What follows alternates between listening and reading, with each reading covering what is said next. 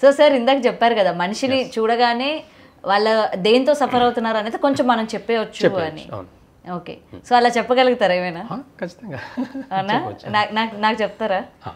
అంటే నాడి చూసి చెప్పే పద్ధతి ఒకటి, నాడి చూసి చెప్పే పద్ధతి ఒకటి, నాడి చూడకుండా చెప్పే పద్ధతి ఒకటి. ఓకే, ఎనర్జీ బేస్ చేసుకొని అంటే ప్రతి వైద్యులు అప్పట్లో ఉండే ప్రతి వైద్యులు కూడా వాళ్ళు సాధన చేసుకొని వైద్యం చేయాలి. అంత ఈజీగా నేను డైరెక్ట్ ఏదో మార్కెట్లో ఉండే 4 మందులు చెప్పి ఇవ్వడం అనేది కాదు. మాకు నేర్పించిన మా పూర్వీకులందరూ మాకు నేర్పించింది కూడా అలా కాదు. వాళ్ళ భాషని బట్టి, వాళ్ళ ఎనర్జీని బట్టి, వాళ్ళకి ఏం ప్రాబ్లం ఉందనేది చెప్పేయచ్చు అనమాట. ఇప్పుడు మీకు ఎగ్జాంపుల్ మీరు అడిగారు కాబట్టి ఇప్పుడు నేను చెప్తున్నాను. మీకు ఎక్సెస్ లివర్ ప్రాబ్లం అనమాట. లివర్ ప్రాబ్లం మీకు లివర్ ప్రాబ్లం. కాబట్టి ఒక ఫైర్ ఉంటుంది మీకు ఇండైజెషన్ ప్రాబ్లమ్స్, ఏ కొద్దిగా తిన్నా ఫుల్ అయిపోవడం, హెడేక్, బాగా తల పట్టేసుకోవడం, నెక్ నుంచి పట్టేయడం, ఇలాంటివన్నీ గ్యాస్ట్రిక్ ప్రాబ్లమ్స్ అన్నీ స్టార్ట్ అవుతాయి. లివర్ ఒక్క ప్రాబ్లం వల్ల 45 డిసీజెస్ వస్తాయి. ఒక లివర్ ఇన్బ్యాలెన్స్ వల్ల 45 డిసీజెస్ వస్తాయి. అది ఇప్పుడు మిమ్మల్ని చూస్తేనే లివర్ ప్రాబ్లం ఉందని చెప్పవచ్చు. ఓకే, ఇప్పటి వరకు ఏదో కొంచెం ఎనర్జీగా ఉన్నాం, అయితే ఏం లేదనుకున్నాను కానీ ఇది చెప్పారు. మరి ఏం చేయాలి దీనికి? అంతే, ఇప్పుడు లివర్కి ఖచ్చితంగా చింతపండు పులుపు తినకూడదు. దానికి పులిపే టేస్ట్. లివర్ అసలు పిచ్చి పులుపు అంటే. అదే కదా, అది తినండి. మీరు ఎక్కువ ఏ టేస్ట్ తింటారంటే నాడి చూసి ఏ టేస్ట్ మీరు ఎక్కువ తింటారు అనేది కూడా చెప్పొచ్చు. ఇప్పుడు దాంట్లో ఎగ్జాంపుల్ ఇది అంతే. మీకు చూడకుండానే, నాడి చూడకుండానే మీకు లివర్ ప్రాబ్లం, లివర్ టేస్ట్ ఎక్కువ తినగలుగుతారు మీరు. ఆ టేస్ట్ ఎక్కువ కావాలనిపిస్తుంది అనమాట.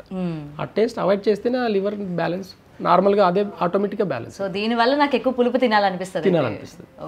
దానివల్ల కొన్ని ప్రాబ్లమ్స్ ఆటోమేటిక్గా స్టార్ట్ అవుతాయి.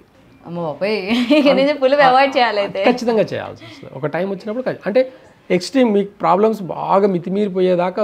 మరి ఎక్కువగా కారం తినేవాళ్ళు, అంటే ఎక్కువ స్పైసీనెస్ ఇష్టపడుతూ ఉంటారు, అలాంటి వాళ్ళకి లంగ్స్ ఇంపాక్ట్ అవుతాయి, లంగ్స్ ఇన్బ్యాలెన్స్ అవుతాయి. లంగ్స్ ఇంబ్యాలెన్స్ ఖచ్చితంగా స్పైసీ తినే వాళ్ళకి లంగ్స్ అనేది ప్రాబ్లమ్స్ వస్తాయి అనమాట. స్మోక్ చేసే వాళ్ళకి ఏం రాదా? అలా అదే అంటున్నా, ఎఫెక్ట్ అనేది బ్రీతింగ్ మీదనే పడుతుంది కాబట్టి లంగ్స్ మీదనే పడుతుంది అదంతా కూడా. కాబట్టి స్మోకింగ్ చేసే వాళ్ళు కానివ్వండి, ఎక్కువ స్పైసెస్ తినే వాళ్ళు కానివ్వండి, లంగ్స్ మీద ఇంపాక్ట్ పడుతుంది. వాళ్ళకి కొన్ని పాయింట్స్, అక్యుపెంచర్లో కొన్ని కీ పాయింట్స్ ఉంటాయి. కరెక్ట్గా లంగ్ పాయింట్ మీద నొక్కామనుకోండి, వాళ్ళు ఎంత జిమ్ బాడీ ఉండి ఎంత ఫిట్గా ఉంటే కూడా ఒక చిన్న పాయింట్ నొక్కేస్తే కింద పడిపోతారు వాళ్ళు. అలాంటి పేషెంట్స్ నా దగ్గర చాలా మంది ఉన్నారనమాట. కాబట్టి రూట్ కాస్ట్ని చూస్తాం మనం. ఓకే, సో ఇప్పటివరకు ఏంటంటే పులుపు ఇష్టపడిన, కారం ఇష్టపడి, స్వీట్ ఇష్టపడుతూ ఉంటే నాకు ఈ ఇష్టాలు మాత్రమే ఇష్టం అనుకుంటారు, కానీ లోపల మన వల్ల ఇటువంటి ఇంబ్యాలెన్స్ అవ్వడం వల్ల మనం దీనికి అట్రాక్ట్ అవుతూ ఉంటాం అన్నది తెలియదు ఇప్పటి వరకు అయితే. ఓకే, క్లియర్ కట్గా మనకు పంచభూత తత్వం నుంచి మన బాడీ అనేది ఏర్పడింది. ఈ పంచభూత తత్వంలో 5 ఎలిమెంట్స్లో 10 నా దగ్గర ఒక 10 రూల్స్ ఉంటాయి అన్నమాట. టైమింగ్తో సహా ఉంటాయి. ఈ టైమింగ్స్ అన్నిటి గుణంగా ఒక స్పెసిఫిక్గా మనం కరెక్ట్గా ఫాలో అయితే ఎలాంటి డిసీజెస్ కూడా రావన్నమాట. వచ్చిన డిసీజ్ని కూడా అవాయిడ్ చేసుకుంటూ ఉండొచ్చు అన్నమాట, తప్పించుకోవచ్చు. ఇప్పుడు ఎగ్జాంపుల్గా ఒక క్యాన్సర్ వస్తుంది, క్యాన్సర్కి రూట్ కాజ్ ఏంది, ఏ ప్రాబ్లం వస్తే ఏ క్యాన్సర్ వస్తుంది, ఇవన్నీ కూడా మనం రూట్ కాజ్ నుంచి చూడొచ్చు అనమాట. ఎన్నో రకాల క్యాన్సర్స్ ఉన్నాయి. ఒకటని క్యాన్సర్ అనేది పదం ఒకటే, కానీ ఎన్నో రకాల క్యాన్సర్. స్కిన్ కూడా క్యాన్సర్ వస్తుంది. స్కిన్ క్యాన్సర్ వచ్చిందంటే లంగ్స్లో ఎక్కడో వాళ్ళకు ఇంబ్యాలెన్స్ ఉందన్నమాట. లంగ్స్ని ట్రీట్ చేస్తే స్కిన్ క్యాన్సర్ కూడా తగ్గిపోతుంది అనమాట. చాలా చిన్న చిన్న టిప్స్ తోటి కూడా కోల్డ్ నుంచి క్యాన్సర్ వరకు ఆయుర్వేదంలో నాడి చూసేసి వైద్యం చేసే పద్ధతి అయితే మనకి పురాతన కాలం నుంచే ఉంది. దాన్ని మా వంశంలో అందరూ కంటిన్యూ చేస్తున్నాం, నేను కూడా కంటిన్యూ చేస్తాను. సార్, అయితే ముఖం చూసి కొంతవరకు చెప్పగలను అని మీరు చెప్పారు కదా, అండ్ ఇంకొకటి నాడి చూసి చెప్పేది. సో ప్లీజ్, ఓకే, నాకు ఇప్పుడు ఇన్ని రోగాలు ఉన్నాయని బయటపడుతుందేమో.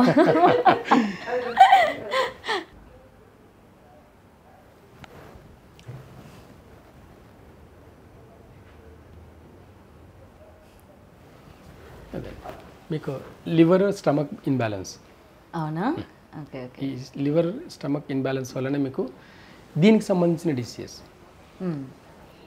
అంటే స్టమక్ ఇన్బ్యాలెన్స్ అవ్వడం వల్ల మజిల్ స్ట్రెంత్ అనేది ఉండదు, మజిల్ స్ట్రెంతే ఉండదు మీకు.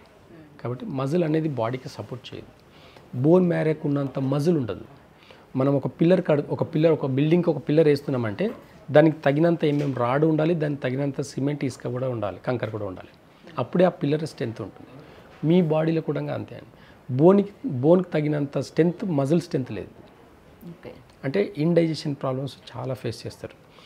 అంటే ఎగ్జాంపుల్ చెప్పాలంటే ఇలాంటి పల్స్ ఉండే వాళ్ళకు ప్రీ డయాబెటిక్, అంటే డయాబెటిక్కి స్టెప్ అనమాట. చెప్పాలంటే డయాబెటిక్ వచ్చే అవకాశాలు ఇలా ఉంటాయన్నమాట. For more videos like this, subscribe Big TV channel.